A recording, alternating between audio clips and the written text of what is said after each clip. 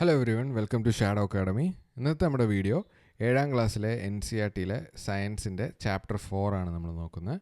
അപ്പോൾ metals non മെറ്റൽസിനെ പറ്റിയാണ് ഈ ചാപ്റ്ററിൽ നമ്മൾ ഡിസ്കസ് ചെയ്യുന്നത്. അപ്പോൾ നമുക്ക് സ്റ്റാർട്ട് ചെയ്യാം. ആദ്യമായിട്ട് നമ്മൾ പ്രോപ്പർട്ടീസ് ഓഫ് മെറ്റീരിയൽസ് ആണ് നോക്കുന്നത്. എന്താണ് മാലിയബിലിറ്റി എന്നാണ് ആദ്യം നമ്മൾ നോക്കുന്നത്. എന്താണ് മാലിയബിലിറ്റി? മാലിയബിലിറ്റി എന്ന് വെച്ച് കഴിഞ്ഞാൽ the property of which materials can be beaten into thin sheets is called malleability. ഒരു മെറ്റലിൻ്റെ ഒരു കഷ്ണം എടുത്തു, ഈ മെറ്റലിനെ അടിച്ച് പരത്തി ഒരു ഷീറ്റ് പോലെ ആക്കി. ഈ ഒരു പ്രോപ്പർട്ടീനെയാണ് മാലിയബിലിറ്റി എന്ന് പറയുന്നത്. അപ്പോൾ ചില മെറ്റീരിയൽസ് നമുക്ക് തിൻ ഷീറ്റാക്കി അടിച്ച് പരത്താൻ പറ്റും. അതിനെ നമ്മൾ മാലിയബിലിറ്റി എന്ന് പറയുന്നത്. ആ പ്രോപ്പർട്ടിയാണ് മാലിയബിലിറ്റി എന്ന് പറയുന്നത്. ഗോൾഡ്, സിൽവർ, ഇതൊക്കെയാണ് മോസ്റ്റ് മാലിയബിൾ ആയിട്ടുള്ള മെറ്റൽസ്. ഓക്കെ, അടുത്ത നമുക്ക് നോക്കാം. ഇനി എന്താണ് ബ്രിട്ടിൽ എന്ന് പറഞ്ഞാൽ? ചില മെറ്റൽസ് നമ്മൾ ഇതേപോലെ അടിച്ച് പരത്താൻ നോക്കുമ്പോൾ പൊട്ടിപ്പോവും. മെറ്റൽസ് അല്ല, ചില മെറ്റീരിയൽസ് ഇങ്ങനെ അടിച്ച് വരുത്താൻ നോക്കുമ്പോൾ പൊട്ടിപ്പോവും. ഫോർ എക്സാമ്പിൾ കോള്, നമ്മുടെ എന്താ പറയുക, കൽക്കരി, സൾഫറിൻ്റെ ഒരു കൂട്ടം എടുത്തിട്ട് നമ്മൾ ഇതേപോലെ അടിച്ച് പരത്താൻ നോക്കി, അതൊക്കെ പൊട്ടിപ്പോവും. അപ്പോൾ ആ ഒരു നേച്ചറിനെയാണ് ബ്രിട്ടിൽ എന്ന് പറയുന്നത്. ബ്രിട്ടിൽ ഇൻ നേച്ചർ എന്ന് നമ്മൾ പറയും.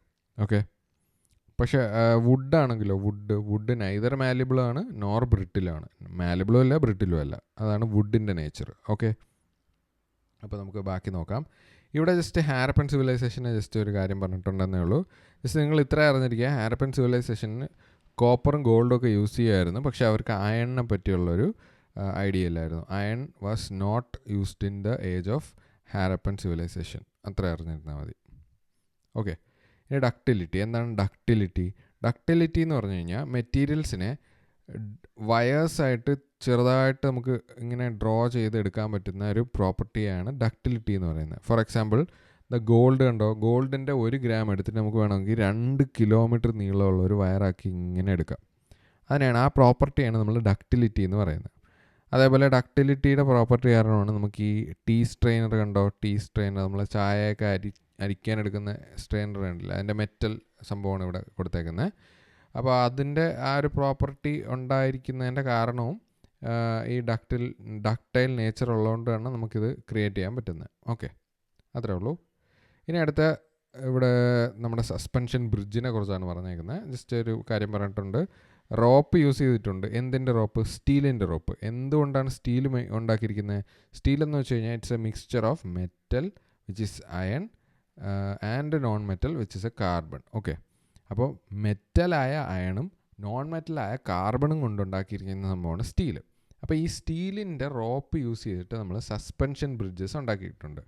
എന്തിനായിരിക്കും അത് യൂസ് ചെയ്യുന്നത്? കാര്യം അത് അത്രയും വലിയ ലോഡൊക്കെ സപ്പോർട്ട് ചെയ്യാൻ പറ്റുന്ന അത്രയും സ്ട്രോങ് ആയിട്ടുള്ള ഒരു സംഭവമാണ് സ്റ്റീൽ റോപ്സ്. അതുകൊണ്ട് ഇത് സസ്പെൻഷൻ ബ്രിഡ്ജിലും അതേപോലെ ക്രെയിനിലൊക്കെ യൂസ് ചെയ്യും, ഹെവി ഒബ്ജക്ട്സ് ഒക്കെ ലിഫ്റ്റ് ചെയ്യാനായിട്ട്. അത്രേ ഉള്ളൂ.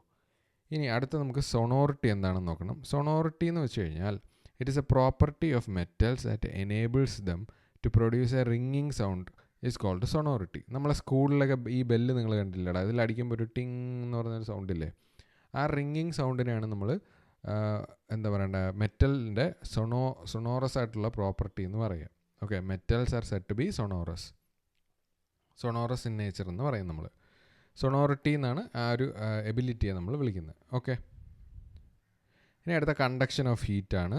കണ്ടക്ഷൻ ഓഫ് ഹീറ്റിൽ ഇവിടെ ഒരു എക്സാമ്പിൾ കൊടുത്തിട്ടുണ്ട്. ഒരു ചൂടുവെള്ളം നിറച്ചൊരു ഗ്ലാസ്സിൽ നമ്മളൊരു മെറ്റൽ സ്പൂണും അതേപോലെ ഒരു വുഡൻ സ്പൂണും ഇട്ട് വെച്ചു.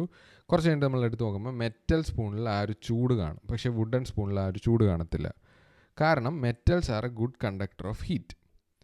Okay, transfer of heat from one point two another point in A material, അതായത് ഒരു മെറ്റീരിയലിലെ ഒരു പോയിന്റിൽ നിന്ന് മറ്റൊരു പോയിന്റിലേക്ക് ഹീറ്റ് ട്രാൻസ്ഫർ ചെയ്യുന്നതിനാണ് നമ്മൾ കണ്ടക്ഷൻ എന്ന് പറയുന്നത്.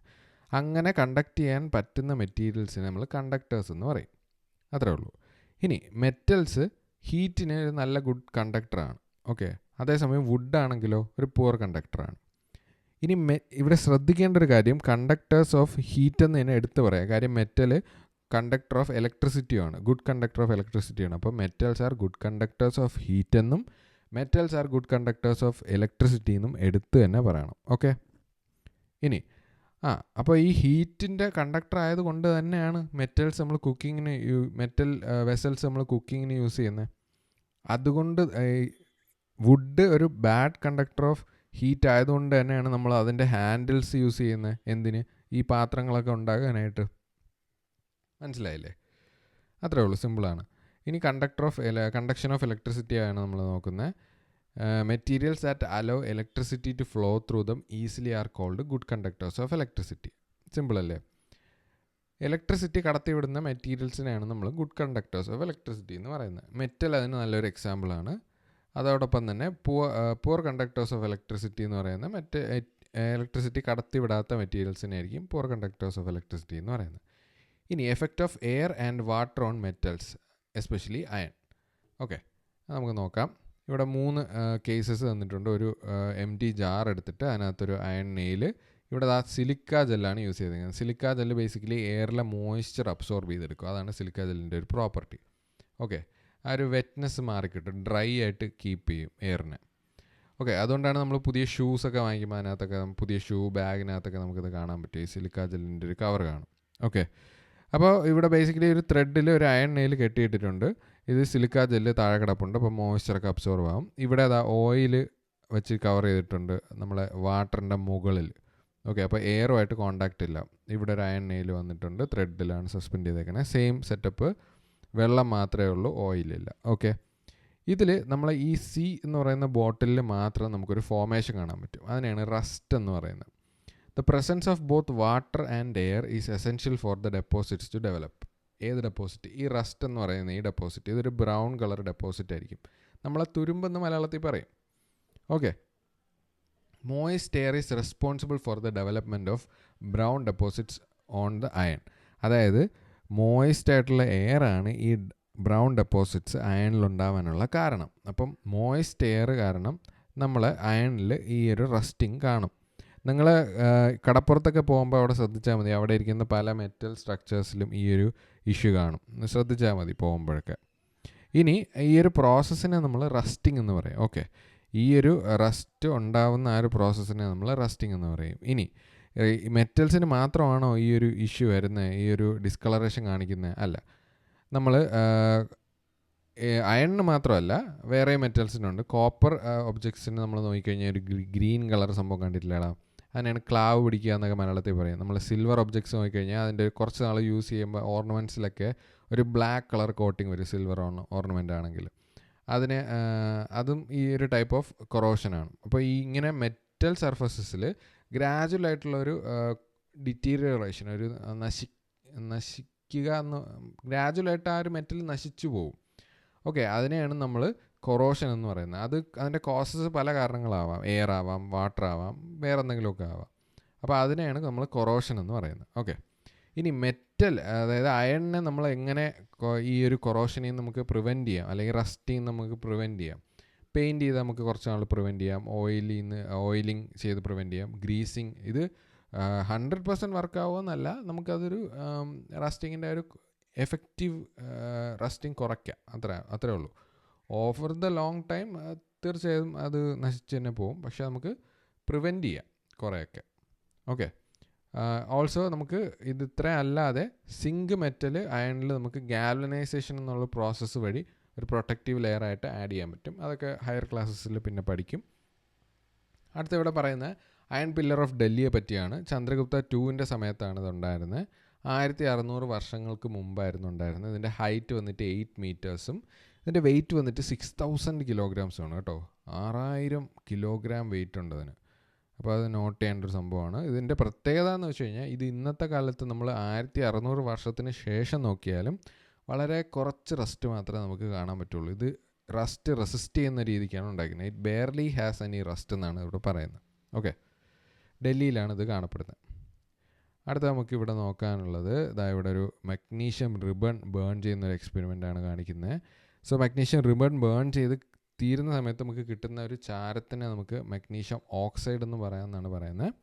ഈ മഗ്നീഷ്യം ഓക്സൈഡിൻ്റെ നേച്ചർ ആസിഡിക് ആണോ ബേസിക് ആണോ എന്ന് നമ്മൾ ക്ലാസ്സിലൊക്കെ പഠിച്ചതാണ്, ലിറ്റ്മസ് പേപ്പർ എങ്ങനെയാണ് യൂസ് ചെയ്യുന്നതെന്ന്. അപ്പോൾ റെഡ് ലിറ്റ്മസ് ബ്ലൂ കളറായിട്ട് മാറി. അപ്പോൾ നമുക്ക് മനസ്സിലായി അതൊരു ബേസ് ആണെന്ന് മനസ്സിലായി. ബേസിക് ഇൻ നേച്ചറാണ് നമ്മളെ ഈ മഗ്നീഷ്യം ഓക്സൈഡ് നമുക്ക് മനസ്സിലായി. അപ്പോൾ ജനറലി മെറ്റലിൻ്റെ ഓക്സൈഡ്സ് ബേസിക് ഇൻ നേച്ചറാണ്. ജനറലി മെറ്റൽസിൻ്റെ ഓക്സൈഡ്സ് ബേസിക് നേച്ചറാണ് കാഴ്ചവെക്കുന്നത്. ഓക്കെ, ഇനി നമ്മൾ അടുത്തൊരു സംഭവം നോക്കുകയാണ്. നമ്മൾ സൾഫർ എടുത്തിട്ട് അതും ഇതേപോലെ ബേൺ ചെയ്തിട്ട് ഒരു എക്സ്പെരിമെൻ്റ് നോക്കിയാണ്. ഇതൊരു സൾഫർ ഡയോക്സൈഡ് ഗ്യാസ് ആണ്, ബേൺ ചെയ്യുമ്പോൾ കിട്ടുന്നതാണ്. ഇതിൽ നമ്മൾ വാട്ടർ മിക്സ് ചെയ്യുമ്പോൾ നമുക്ക് സൾഫറസ് ആസിഡ് കിട്ടും. ഓക്കെ, ഈ സൾഫറസ് ആസിഡിൻ്റെ നേച്ചർ നമ്മൾ നോക്കേണ്ട കാര്യമില്ല, പേരിൽ തന്നെ ഉണ്ട് ആസിഡിക് ആണെന്ന്. ഓക്കെ, സോ സൾഫറസ് ആസിഡ് നമ്മൾ ഇതേപോലെ നോക്കിയപ്പോൾ ബ്ലൂ ലിറ്റ്മസ് റെഡായി മാറി. അപ്പോൾ നമുക്ക് മനസ്സിലായി sulphurous acid acidic in nature ആണെന്ന് മനസ്സിലായി. അപ്പോൾ ഇതിൽ നിന്ന് എന്ത് മനസ്സിലാക്കാം? ഈ സൾഫർ മെറ്റൽ അല്ല, സൾഫർ, ഫോസ്ഫറസ് ഇങ്ങനത്തെ മെറ്റീരിയൽസ് ഒന്നും മെറ്റലല്ല. ഓക്കെ, അപ്പോൾ മെറ്റൽ അല്ലാത്തതുകൊണ്ട് തന്നെ അത് സോഫ്റ്റ് ആണ്, അത് ഡൾ ഇൻ അപ്പിയറൻസ് ആണ്, പിന്നെ അത് മാലിബിൾ അല്ല, ഡക്റ്റൈൽ അല്ല, സൊണോറസ് അല്ല, കണ്ടക്ടേഴ്സ് ഓഫ് ഹീറ്റും അല്ല, ഇലക്ട്രിസിറ്റി അല്ല. അപ്പം മെറ്റൽസിൻ്റെ ലിറ്ററൽ ഓപ്പോസിറ്റ് എന്ന് നമുക്ക് പറയാം. ഇങ്ങനെയുള്ള സബ്സ്റ്റൻസസിനെ നമ്മൾ നോൺ മെറ്റൽസ് എന്ന് പറയും. ഈ നോൺ മെറ്റൽസിൻ്റെ ഓക്സൈഡ്സ് ആണെങ്കിൽ അത് അസിഡിക് ഇൻ നേച്ചർ ആയിരിക്കും ജനറലി. ഓക്കെ, അപ്പോൾ നമുക്ക് പറയാം മെറ്റൽസിൻ്റെ ഓക്സൈഡ്സ് ആണെങ്കിൽ അത് ബേസിക് ഇൻ നേച്ചറും, നോൺ മെറ്റൽസിൻ്റെ ഓക്സൈഡ്സ് ആണെങ്കിൽ അത് അസിഡിക് ഇൻ നേച്ചറും. മെറ്റൽസിൻ്റെ ഓക്സൈഡ്സ് ആണെങ്കിൽ അത് ബേസിക് ഇൻ നേച്ചറും, നോൺ മെറ്റൽസിൻ്റെ ഓക്സൈഡ്സ് ആണെങ്കിൽ അത് അസിഡിക് ഇൻ നേച്ചറും ആണെന്ന് നമുക്ക് പറയാം. ഇനി എന്തൊക്കെയാണ് അടുത്ത കുറച്ച് ഇമ്പോർട്ടൻ്റ് ആയിട്ടുള്ള നോൺ മെറ്റൽസ് എന്ന് നമുക്ക് നോക്കാം. ഓക്സിജൻ ഉണ്ട്, ഹൈഡ്രജൻ നോൺ മെറ്റലാണ്, നൈട്രജൻ നോൺ മെറ്റലാണ്, കാർബൺ നോൺ മെറ്റലാണ്. ഓക്കെ, ഇനി എന്താണ് എലമെൻറ്റ്സ്? മെറ്റൽസും നോൺ മെറ്റൽസും എല്ലാം വരുന്ന കാറ്റഗറിയാണ് എലമെൻറ്റ്സ്. അപ്പോൾ എലമെൻറ്റ്സ് രണ്ട് തരം ഉണ്ട്, ഒന്ന് മെറ്റൽസും ഒന്ന് നോൺ മെറ്റൽസും അല്ലേ. ഇങ്ങനെയുള്ളൊരു ഡിവിഷനാണ് വരുന്നതെന്നാണ് ഇതിൽ പറയുന്നത്. ഓക്കെ, ഈ എലമെൻറ്റ്സിനെ നമുക്ക് ഫർദർ ബ്രേക്ക് ഡൗൺ ചെയ്യാൻ പറ്റില്ല എന്നാണ് ഇവിടെ പറയുന്നത്.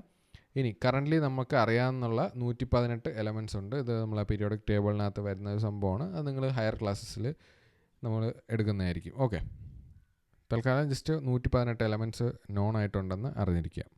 ചിലത് നമ്മൾ നാച്ചുറലി നമ്മൾ എൻവയോൺമെൻറ്റിൽ കാണുന്നതായിരിക്കും, ചിലത് മാൻമെയ്ഡാണ്, ലബോറട്ടറിയിൽ നമ്മൾ ഉണ്ടാക്കുന്ന എലമെൻറ്റ്സ് ആണ്. ഓക്കെ, ഇനി നമ്മൾ ഇത്രയും നേരം പറഞ്ഞത് മെറ്റൽസിൻ്റെ ഇമ്പോർട്ടൻസിനെ പറ്റിയാണ്. മെറ്റൽസ് ഒരുപാട് ഹെൽപ്പ് ചെയ്തിട്ടുണ്ട് നമ്മളെ സിവിലൈസേഷൻ മുന്നോട്ട് കൊണ്ടുപോകാനൊക്കെ.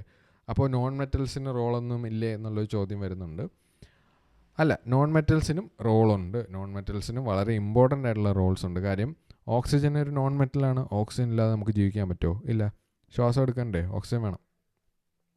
പിന്നെ കാർബൺ വളരെ ഇമ്പോർട്ടൻ്റ് ആയിട്ടുള്ള എവറിഡേ ലൈഫിൽ നമുക്ക് ആവശ്യമുള്ളൊരു സാധനമാണ് കാർബൺ.